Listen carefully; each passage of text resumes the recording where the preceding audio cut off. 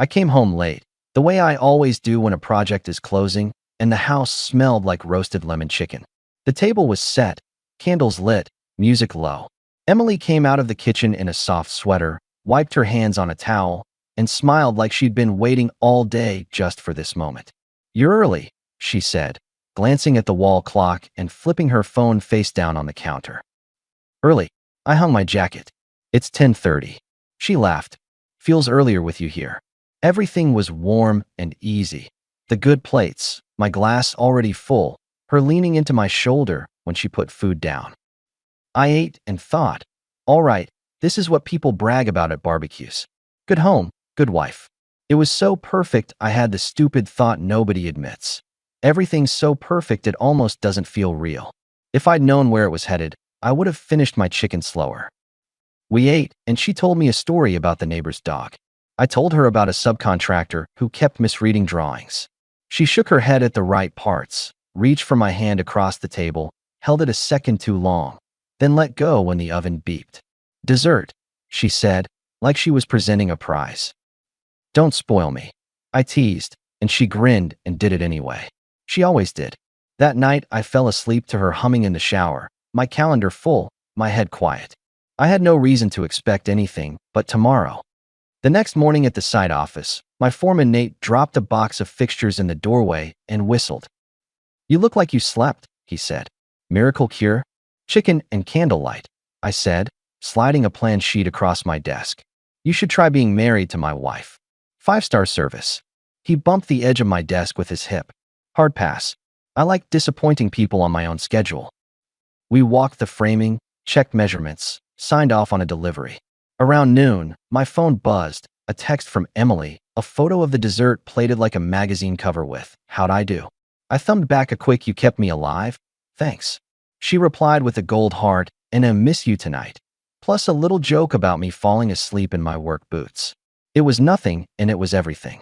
I had a grin on my face the rest of the walkthrough. That evening, same pattern. Late home, lights soft, Emily bright and sweet. She stirred a pot. I set the table, easy rhythm.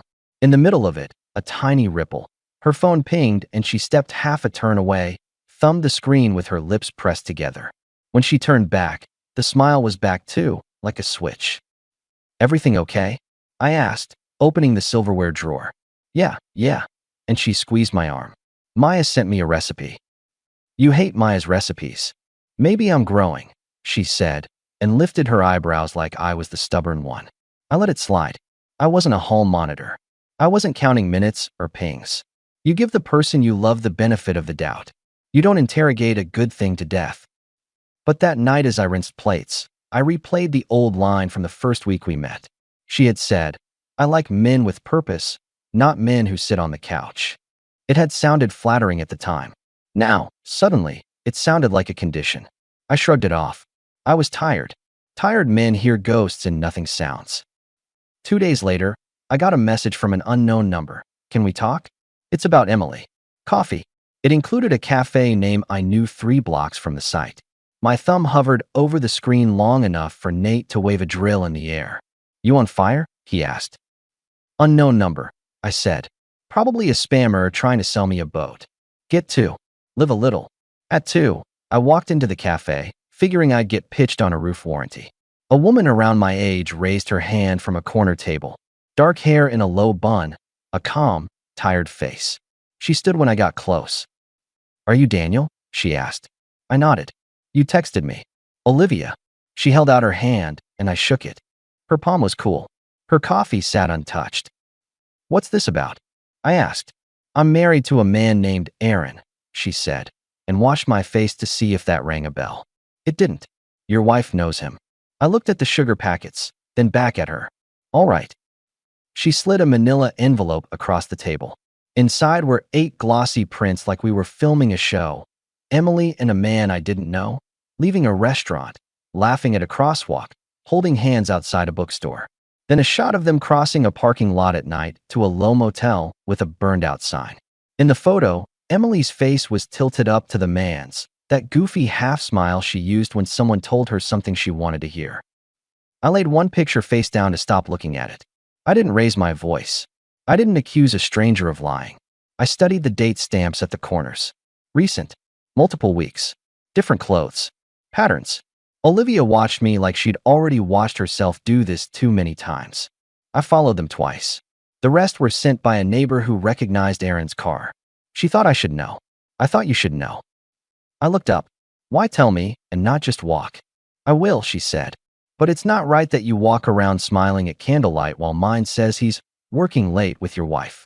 If I'd clicked file and let you keep eating roasted chicken, that wouldn't sit well with me. I want us both to know, and I want it fair. Fair, I repeated, because it sounded like a joke now. And what exactly do you want from me? To move smart, she said. Together. No theater. Papers ready on both sides.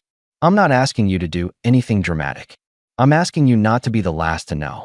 I looked at the photo again because sometimes your brain takes time to believe what your eyes see. Emily's hand in his. The little notch near her thumb I'd kissed 1,000 times. Okay, I said finally. What exactly does together look like? We each talk to a lawyer, she said. We line up what we need. And then we give them the truth, not a show. If it's at the same time, they don't spin anything.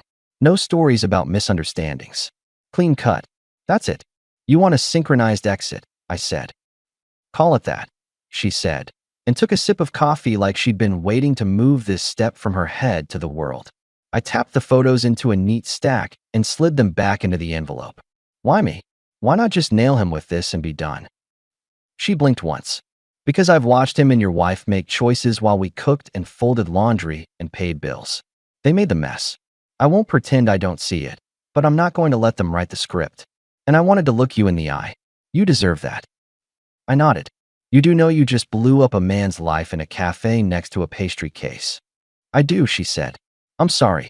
I wish I didn't have to, but I'd want someone to do the same for me. I checked my watch, stood, and picked up the envelope. I won't drag this out. Give me a day. I'm around, she said. I'm not going to call and check on you. You'll call me when you're ready. I did it in an hour. The lawyer I use for property paperwork has a friend who handles dissolutions. I called, sent what he asked for, set the retainer. We spoke on the phone like two people solving a plumbing problem. No speeches. No questions about feelings. When he asked if I was sure, I told him I was done pretending I wasn't. By 5, I had a draft packet. I left the office early for the first time in 4 months. That was my first initiative. I chose where my evening went and who would get a seat in it. At home, I walked into the smell of baked pasta and basil. Emily looked up, surprised. You're early, she said again. Big smile, hands in the air like I'd won a prize. Traffic was kind, I said, setting my keys in the dish. She came over and kissed my cheek. I love this. Stay. I planned to, I told her, and I did. I didn't say a word about envelopes or cafes. I poured us both a drink and I watched her talk. It wasn't an interrogation, it was observation. She was light, affectionate, funny. She asked me about my day and actually waited for the answer. If I hadn't seen the parking lot photograph, I wouldn't have had a reason to look for seams. Midway through dinner, I put my fork down. I'm going to move some of our finances into separate accounts, I said. I want to simplify bookkeeping. Too many grocery charges mixed with job expenses. I'll send you the numbers. She raised her eyes. All right. Why now? Because I like things clean, I said. And because my accountant is on me. I should have done it 6 months ago. She nodded and tore bread. Sure. Do what's easy for you. Also, I added, I'll be out late twice a week for the next stretch. New schedule. You don't have to wait up. I'll eat on the road if it's messy here. For a second, something flickered. Then she poured me more water. Okay, I'm happy when you're home, but do what you need to do. I slept in the guest room that night for the first time in years. I told her it was because I had to be up at 4 and didn't want to wake her. She smiled too much at that. Maybe she liked the idea of a morning without anyone bumping her schedule. The next day, Olivia texted, ready on my side. I replied, same. I didn't do the little revenge moves people recommend in forums. No tracking, no fake trips. That stuff is for kids. I adjusted the rules. That's what grown men do when they stop pretending.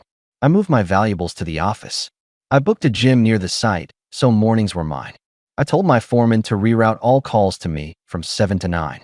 He gave me a look like, you're human again? I gave him a nod. 2 nights later came the first soft pivot. I came home to lasagna and a lunchbox labeled with a sticky note that said, For you tomorrow. I lifted the lid. Orange slices, a sandwich, a little chocolate. Emily leaned against the counter like she was sorry for every time she had been sharp. Thought I'd take care of you for once, she said. I've been a little distracted lately. Work friends, you know how it is. I'm not perfect. Noted, I said. Thank you. She stepped closer. I miss you. We should do a weekend. Somewhere with trees. I'll book it. I'm stacked for a month, I told her. After that, maybe. Her mouth moved through a shape that wasn't quite a frown. You used to make time. I still do, I said, picking up the lunchbox. Just not for confusion. Confusion? Long hours, I said mildly. No need to read into anything. She studied me with that look people use when they're measuring how much you know. Then she patted my chest. You're hard to read sometimes, you know that?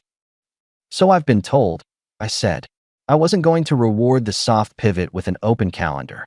That weekend, we had a neighborhood barbecue, the backyard kind with paper plates and lawn chairs. Our neighbor Eileen loves to narrate everyone's life like it's a sport. She made her rounds, landed near us with a tumbler, and grinned. Emily, your garden is the only thing keeping this block from sinking, she said. Then, to me, you still married to your job, or do we see you before midnight now? Depends if my boss lets me out, I said, half a joke. Emily chimed in. He's got that hero complex. If a pipe leaks in a building, he thinks the city will drown unless he shows up. I gave her a sideways glance. It was light, but it was the first public dig I'd heard in a while. Somebody's got to keep the water out, I said. She bumped my shoulder. Sure, sir, fix it. Maybe fix your sleep schedule. Eileen laughed. Oh, leave him alone. We like men who produce things. Emily made a small face and sipped her drink. It wasn't an attack. It was a test balloon. How far could she tease before I flinched? I let it hang there, and then I set a public rule. If we're doing jokes in public, I said, looking at Emily, the ones about me will be kind. Same goes the other way. Put the sharp ones back in your pocket. That way we both get to walk home with our heads up. Eileen made a little, ooh, like I'd served a decent ball down the net. Emily blinked, pasted a smile on. Relax, it was playful. And I'm letting you know where the line is, I said. That's me relaxing. Across the yard, my friend Mark, who runs a small shop with me on the side, caught my eye. He gave me a thumbs up, like, finally. That was my second initiative. I drew a public boundary without a scene. Adults understand rules. Children throw tantrums. I wasn't here for tantrums. 2 days later, the second pivot came. Emily woke me at 5:30 with coffee the way I like it and breakfast that took more steps than anyone needs before sunrise. I've been thinking, she said, moving around the kitchen in socks. I've been a little edgy. The project's got you stretched thin and I'm adding static. I want to be better. We're good. You and me. We are, I said, watching her crack eggs. It was sweet, and it was a little much, like somebody had read a manual. She set a plate in front of me, then perched on the stool like a student waiting for a grade. You're perfect, I told her, and forked up the eggs. I meant, you're perfectly consistent. After boundaries, she brought roses. After I separated money, she stuffed a lunchbox with care. I wasn't fooled. I wasn't cruel either.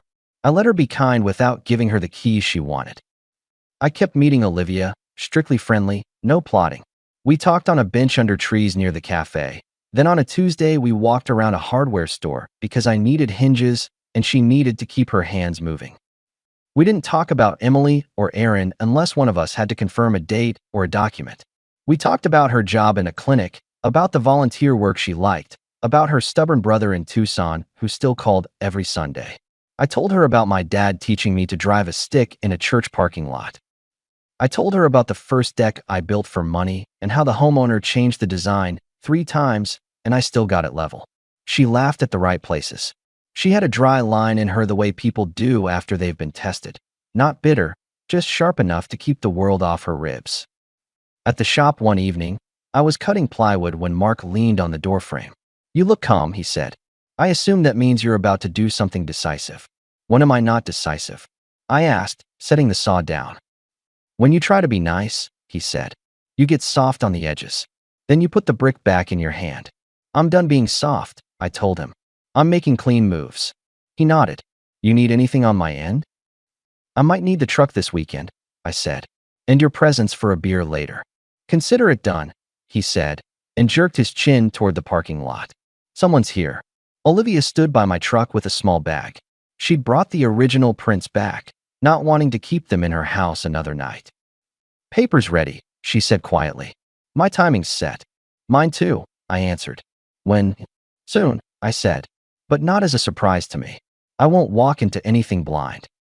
She nodded. Text me 2 hours ahead. I'll be there when you are. That night, Emily slid into the living room with a blanket and turned on a show. She put her feet on my lap like this was a postcard, and I rested my hand on her ankle out of long habit. At the first commercial, she muted the volume. Hey, she said, I've got a question. Shoot. Do you feel like we're on the same page? She tilted her head and blinked like the girl who'd once been worried about meeting my mother. I do, I said. I'm on the page where I respect what I can respect and cut what doesn't fit. Cut, she said, with a little laugh to make it a joke. Like late-night jokes about me in front of neighbors, I said. Like extra questions I don't know answers to. We're not kids. We set the rules and live under them. She studied me. You're different this week. I'm clear, I answered. There's a difference. Clear about what? She pressed soft. About me, I said. About what I'll do and won't do. She leaned her head on my shoulder. I like clear. I can work with clear. I left it there. I didn't need to tip my hand. People who live 2 lives count on your patience. They plant little fires and wait for you to carry water. I wasn't carrying anything anymore. 2 days later, at lunchtime, Emily called. Dinner at Maya's tonight, she said. 7 sharp. She's making that thing I said I hate. You'll survive. I'm out, I told her, flipping a page on my clipboard. Long day. Rain's coming. We're covering roof openings. She sighed into the line. You always find a reason. I found a priority, I said. So you're just not going? She wasn't angry. She was measuring. I'm not, I said. Tell them I said hello. That evening I ate a burrito in my truck under the rattle of a storm and felt something click in my chest like a lock. I wasn't hiding. I wasn't sulking. I was choosing. That felt better than any candlelight had felt in months. On Friday, Olivia texted, Aaron's travel story is set for Saturday. He thinks he's going to see a friend out of town. He asked me to water the plants. The time on her text lined up with the hours on Emily's girls' night. I stared at the screen long enough to hear my foreman call my name twice. I wrote back, Saturday evening. At my place. 2 hours before, meet at the corner. She sent a simple, got it. Saturday, Emily wore jeans and a white top and kissed my cheek near the jaw like she always did. She smelled like citrus and patience. Don't wait up, she said brightly. We might watch a movie. Have a great time, I told her, and I meant it in the way a surgeon says, scalpel. When the door closed, I walked room to room. Not looking for signs. I'd stopped that. I was checking that the file in the drawer had every page, that the key on the hook was the right one, that the duffel near the hall closet was empty. I put the divorce packet on my desk with a pen and a sticky note with a number for my lawyer.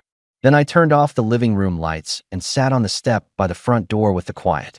At 8:20, Olivia's car pulled to the curb. She got out without drama. Her hands were empty. We walked up the sidewalk side by side. My porch light clicked on. I opened the door. Emily was standing in the hallway, hair slightly mussed, the white top now under a cardigan. Her eyes jumped from me to Olivia and back again. Who is this? She asked, voice high like a kettle. Come in, I told Olivia, and she stepped past me and stood, back straight, in our living room. Emily, meet Olivia. She's Aaron's wife. Emily laughed. It wasn't humor. It was a deflection that failed. What are you talking about? Olivia spoke first, calm the way calm looks when it costs a lot to earn. I'm married to the man you've been meeting. Restaurants.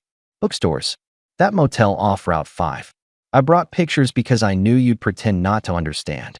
Emily's eyes flashed to me, to the envelope in my hand, to Olivia again. This is insane. Dan, what is this? Some prank?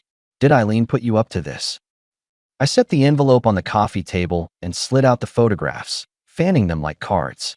I work late, I said, but sometimes I get off early. She flinched at the parking lot shot. Her throat moved. She reached for a script and couldn't find one. That's not, she swallowed. This is misunderstood. That's an old friend. We ran into each other. He was upset. It's nothing. Olivia's voice sharpened. A handshake is nothing. This is not that. Emily pointed at Olivia with a trembling hand. I don't know you. You could be anyone. I'm the person who knocked on your door with the truth, Olivia said. I'm the person who watered his plants while he told me he was on a work trip. Does that help? Enough, I cut in. Emily, look at me. She did, finally, like maybe I'd do the loyal thing and carry a lie for her. She'd always believed I'd do the heavy lifting. I'm not asking questions, I said. I'm not sitting through a story. I know what I need to know. I handled my side this week. You'll handle yours now. She blinked. What does that even mean? It means, I said, lifting the packet. These are papers. My attorney's number is on the sticky. I won't drag you through anything. This is simple. You'll pack a bag and go to Maya's or your sister's for the night. Tomorrow you'll send someone for the rest. You and I are done. You don't have to say anything you'll regret. Just move. Olivia stepped half a pace forward, anger finally breaking surface. You stood in my kitchen, Emily. You smiled at me while you liked my curtains. You said you loved my sourdough, and you were planning dates with my husband on your phone under the table. How do you think that makes a person feel in the room where they feed people? Get out, Emily snapped, pointing to the door. Then to me. Get her out now, Dan. She's crazy. I shook my head. This is my house. She's here because I invited her. And she's telling you what you refuse to hear. Emily grabbed the photos with both hands, flipped through them, put one down, picked it up again. These can be edited. Anybody with an app. They're not, I said. You know they're not. She pointed at the kitchen like the stove would defend her. After everything I do here? After all the dinners, Dan? After all the hospitality is not a smoke machine, I said. You made a separate life. You kept this one because it was warm and paid for. That's not love. That's logistics. Don't talk to me like I'm some. I'm talking to you like a man who's done, I said. I'm not angry. I'm not asking. I'm finished. She went quiet, then put both palms on the table. If you do this, you're throwing away a good thing. You threw it, I answered. Olivia's voice cracked once and then steadied. Aaron's expecting me to water the ficus. I'll be at our place with a police-friendly friend when he gets home. Same message. Same packet. He can pack a bag too. Emily stared at her like she was looking at the person who stole the magic trick and showed the wires. Then she turned to me. You can't just. I can, I said. And I am. I stepped out of her path and pointed at the bedroom. She walked like someone moving in a dream, pulled a suitcase from the closet, tossed clothes like she was late for a flight. Olivia didn't move. She stood by the window with her hands folded. I opened the front door and leaned against it, not blocking, not rushing. Emily came out with the suitcase zipped crooked and her hair half falling out of the clip. You're heartless, she said, but it came out thin, like she didn't quite believe it herself. I'm clear, I said. She stared at Olivia. You just couldn't leave it alone, could you? I left plenty alone, Olivia answered. This part I don't. Emily looked past us like maybe someone would step out and stop this. No one did. She set the suitcase on the porch, then turned back as if she had one last thing to say that would reverse the physics. I held up the packet. Almost forgot, I said softly. Sign what you're comfortable signing. My guy will walk you through the rest. He's brief and polite. That's better than what you were planning for me. Her mouth opened and closed. No words came that could beat the clock. She lifted the suitcase, stepped off the porch, and walked to her car. The taillights glowed red and then disappeared around the corner. I shut the door. Olivia exhaled for what felt like the first time all night and pressed her fingertips to her temple. I didn't plan to yell, she said. I'm glad you did, I replied. It saved me some lines. She nodded once, then looked at the coffee table. You kept it neat. Only what was necessary. That's how I live, I said. When I remember. She put a hand on the back of the couch. You okay? I'm better than okay, I told her. I'm clean. She nodded again, then straightened. My turn. You want me there? I asked. I do, she said. Not for protection. For symmetry. We drove to her house. Her friend Claire, who works night shifts and has a spine like a steel rod, stood in the kitchen with a mug and a look that said she was ready for unreasonable men. We didn't have to wait long. Aaron came in with the wrong jacket for the weather, a duffel slung over his shoulder. He stopped short at the sight of us. Olivia spoke first, simple like we agreed. Claire leaned on the doorframe and watched him fold under words he couldn't twist. He tried the standard lines. You're overreacting. This isn't what you think. And Olivia handed him a packet as neat as mine. When he saw the photo from the motel, his shoulders dropped a quarter inch. He packed a bag under Claire's watch and left with it. It wasn't loud. It was just final. By 10, we were back at my place. I looked around the living room like it was a room I'd rented for a season and was now moving out of emotionally. It's strange how quickly furniture starts to look like props. I have an idea, I said. To flip the script. Olivia raised an eyebrow. We're not going to sit here and scrub our floors, I said. Call 2 friends you trust. I'll call 2 of mine. We'll eat takeout and toast to the end of a bad play. She smiled without quite meaning to. That's probably the sanest thing anyone suggested to me this month. Give me 20 minutes, I said to Mark when he picked up. Bring chips. Bring that card game I hate. He laughed. Done. Proud of you, he added, and hung up. He's generous with his words and stingy with his time. I count that as real support. 2 hours later, my living room was full of people who didn't need the whole story to know the direction of it. Mark showed up with his girlfriend Tessa, who does accounting like a surgeon does an incision. Olivia had Claire and a quiet neighbor named Devin who turned out to be funny when he wasn't on guard. We ordered an irresponsible amount of food and put music on. To clean exits, Mark said, raising a bottle like he was christening a ship. To men who don't narrate themselves into circles. And to Olivia, he pointed with his bottle. You look like you could sleep for a week. To not having to watch my plants wither while someone lies about travel, Olivia said dryly, and we laughed in a way that didn't hurt anyone who didn't deserve it. At some point, Tessa cornered me at the counter. You doing the martyr thing? She asked. Because I'm here to tell you don't. I'm doing the adult thing, I said. I'm moving forward. Good, she said. Emily had a way of treating you like a utility. Glad that's over. Thanks, I said. I needed the reminder. Olivia and I ended up on the steps leading to the hallway, watching our small group argue over rules to the card game. Our shoulders brushed, and neither of us made a big deal about it. People talk about sparks like fireworks. I like small electrical currents better. Less show, more power. Felt good to tell the truth in a room, she said. It usually does, I answered. We're not going to do anything stupid tonight, she said, half a question. No, I replied. We're going to sleep and text each other good morning like civilized people. She smiled. Deal. When everyone left, I dumped cups in the sink and stood in the quiet again. I slept in the guest room by choice that night, not because I had to. In the morning, I made eggs for one. Then I drove to the site and told Nate to mark the walls for a change order like nothing extraordinary had happened in my house. Because in the end, it wasn't extraordinary. It was just a line finally drawn where it should have been from the beginning. Over the next week, Emily came back with her sister to pick up the rest of her things. I wasn't there. I'd left a checklist and a note. Leave the keys on the hook. No speeches. No post-game arguments. Friends drifted as friends do when there's a mess and nobody wants to get it on their shoes. A few sent me messages with too many exclamation marks. I answered with 3 words. I'm doing fine. Word got around about the motel. It always does. I didn't tell it. People fill gaps. Eileen waved at me from her lawn and didn't stop talking. That's her style. You look lighter, she said. Good for you. Thanks, I said. I am. By month's end, I was sleeping better than I had in a year. I moved the last of my things into the master, but I changed the bedding and bought different lamps because I didn't want to look at anything that held old habits. The kitchen looked bigger when there were just the plates I used. It's funny. Clarity makes rooms larger. Olivia and I started meeting on purpose without the shadow of a plan. Coffee became dinner.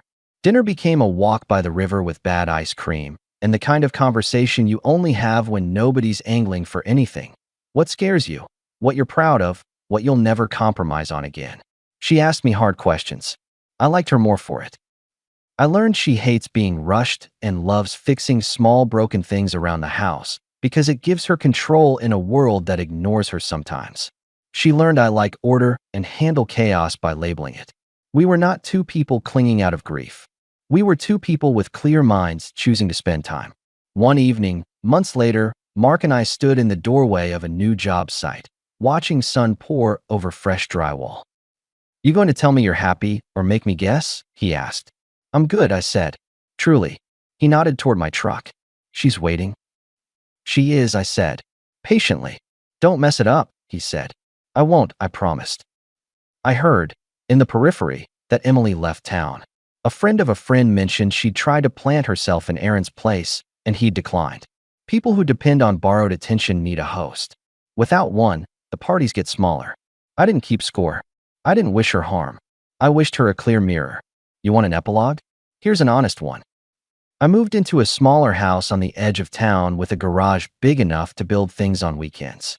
I traded my old truck for one that starts even when the temperature wants to be difficult. I kept my shop and took fewer midnight calls. On Thursdays, I cook dinner and Olivia picks the music. On Saturdays, we meet friends and carry the food out to the deck. I have a new set of rules, and they fit me like a good pair of work gloves. People think the win is fireworks at the finish line. It's not. The win is your calendar on your terms, the feel of your own key in your own door, and the woman next to you laughing because the joke actually landed, not because she needs to cover a noise in her head. Emily didn't call. She didn't send a long apology. She didn't come back for one last speech. That's not our story. Our story ends when she stepped off my porch with a suitcase and I closed the door behind her, looked at Olivia, and said, "You hungry?" Then we fed our people and built something clean. I don't know anyone more than that. I don't chase what doesn't respect me. I don't negotiate with fog. When kindness turns into a costume, you take it off and hang it on a hook for someone else to try. I did that. It turns out I look better without it. If you want to know the last thing I said to Emily, it wasn't poetic. It was a line anyone can use. Sign what you understand. Leave the keys on the hook. That's how a man keeps his dignity. Not by shouting, not by slamming doors, but by setting terms and walking away when they aren't met. And then living well enough that the next time someone flips a phone face down and smiles too wide, you know exactly how to respond. You nod, you take a step back, and you save your good plates for people who earned them.